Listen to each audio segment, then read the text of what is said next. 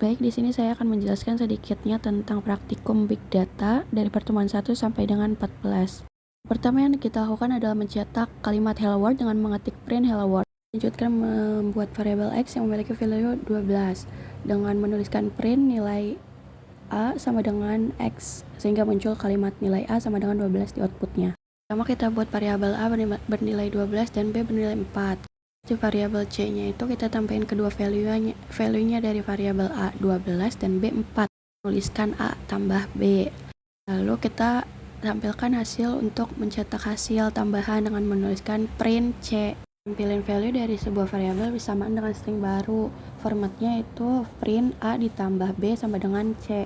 Nah, di sini juga kita bisa nampilin integer milik variabel yang udah dideklarasikan sebelumnya. Dari urut ya, dari A, B, C.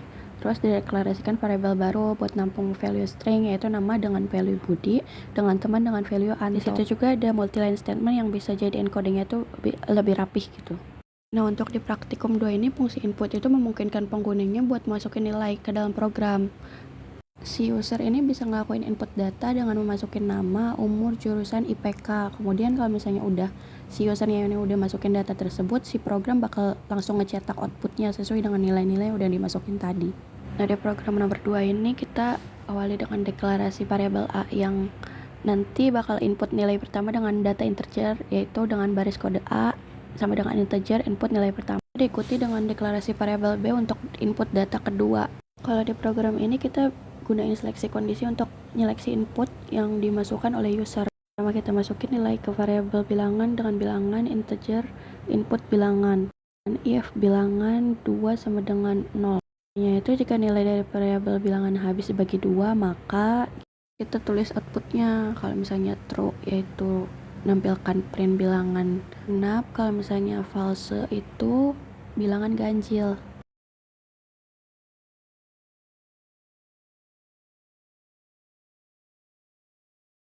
Lalu masuk ke praktikum 3, itu membuat fungsi plotting data menggunakan sumbu koordinat. Sebelum kita melakukan itu, kita harus import dulu matplotlib-nya nih. Si matplotlib ini tuh library yang paling sering digunakan. Soalnya dia itu bisa memvisualisasikan data.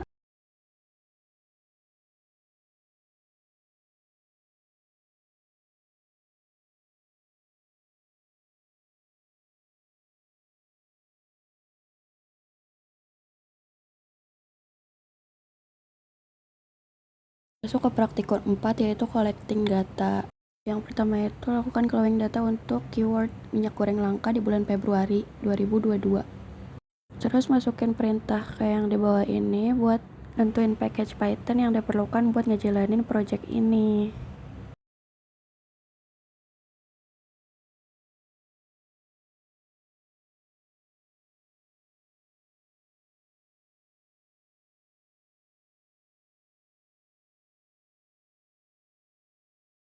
Dilanjut ke praktikum 5, yaitu kita masuk dulu ke Jupyter Notebook, terus masukin script kayak yang di bawah ini. Fungsi teks ini buat ngilangin teks lain yang ada di file HTML tersebut. Sedangkan fungsi dari strip adalah untuk memotong dan atau memisahkan. Terus kita bikin file baru, copy script pada program di atas, terus modifikasikan seperti berikut ini.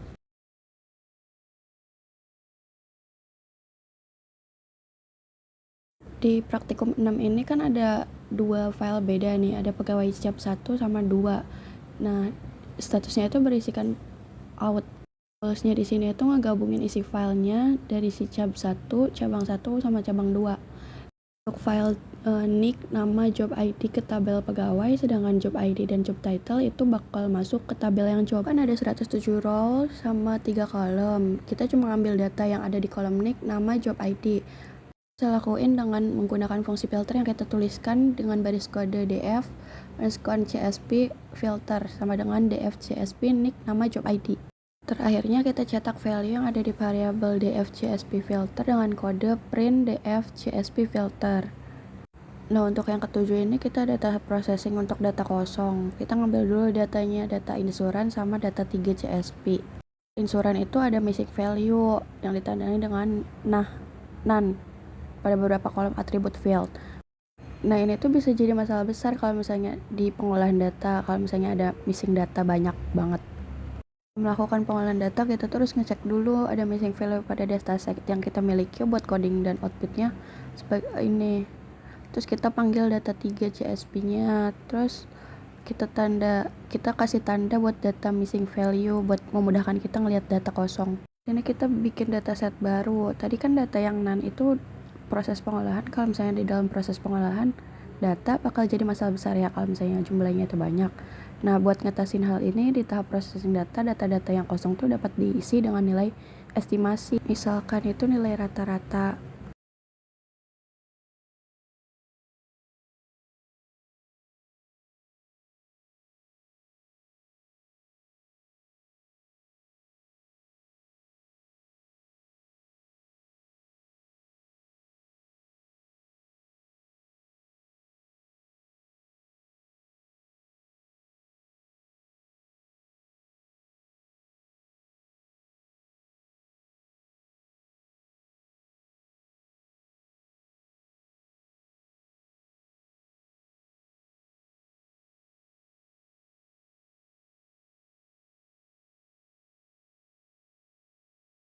Data yang kedua sama yang keenam, nilai yang awalnya nen diganti dengan nilai rata-rata pada variabel berat. Terus implementasi scaffolding, filtering, tokenize, dan steaming. Ketiklah perintah sebagai berikut nih.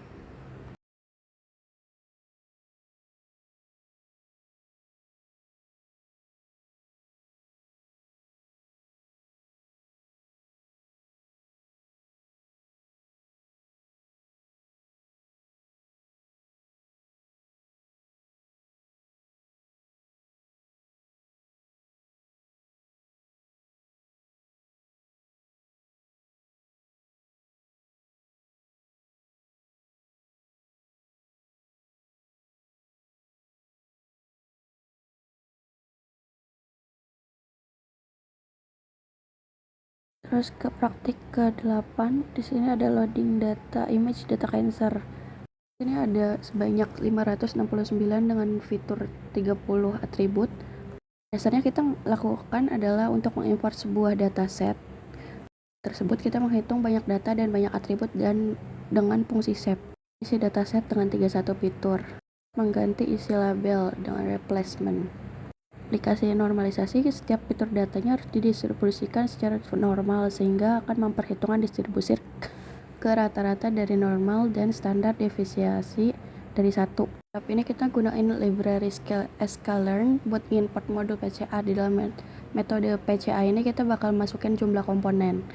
Dan kita dapat memanggil fit transform pada agregat data.